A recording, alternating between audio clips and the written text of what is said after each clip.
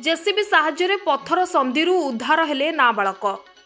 गजपति जिला आर उदयगिरी थाना तिलीगाँ निकटरे घटी एक अघटन।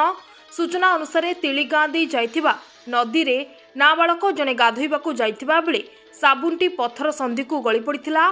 सेही समय नाबालक जनक साबुनटी को बाहर करबाकू हाथ पुराइथिबा बेले हठात हाथटी पत्थर संधि रे फसी जाइथिला।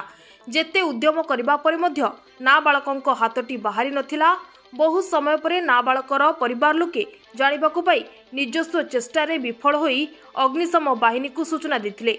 अग्निशम बाहिनी घटनास्थल में पहुंची उद्धार करने चेष्टा करी विफल होला परे शेषरे विलंबित राति रे से जेसीबी साहाय्य नहीं नाबालक को उद्धार करा जायथिला।